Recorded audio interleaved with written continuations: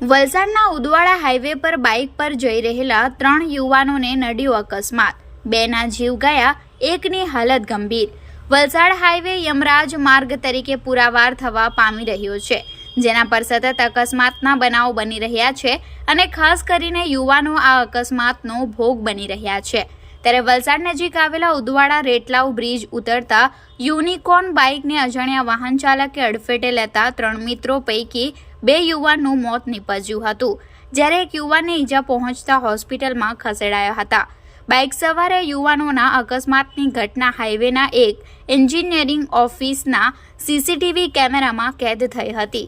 કપરાડાના યુવાન ચેતન રતનભાઈ ધનગરા, મણીલાલ શિવાભાઈ કોંગીલ બંને રહે કપરાડા અને નિલેશ સુભાષભાઈ બામ રહે નાસિક 3 મિત્રો વાપી નામધા ગામ ખાતે કેરી બેડવાનું મજૂરી કામ કરવા માટે નીકળ્યા હતા અને 3 મિત્રો ચેતનના પિતા રતનભાઈને મળવા માટે પારડી તળાવની પાર પાસે આવ્યા હતા.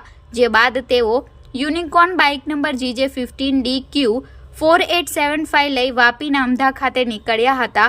જે દરમિયાન પારડી નેશનલ હાઈવે નંબર 48 વલસાડથી વાપી જતા ટ્રેક ઉપર ઉદવાડા રેટલાવ બ્રિજ ઉતરતા પૂર ઝડપે અજાણ્યા વાહન ચાલકે પોતાનું વાહન હંકારી લાવી 3 મિત્રોની બાઇકને અડફેટે લેતા અકસ્માત સર્જાયો હતો, જેમાં ચેતનને ગંભીર ઈજા પહોંચતા સ્થળ પર જ મોત નીપજ્યું હતું, જ્યારે અન્ય 2 મિત્ર મણીલાલ અને નિલેશને 108 એમ્બ્યુલન્સ મારફતે વલસાડ સિવિલ હોસ્પિટલમાં ખસેડવામાં આવ્યા હતા, જ્યાં નિલેશને ગંભીર ઈજા પહોંચતા ફરજ પરના તબીબે મૃત જાહેર કર્યો હતો, જ્યારે મણીલાલને સારવાર હેઠળ ખસેડવામાં આવ્યો હતો.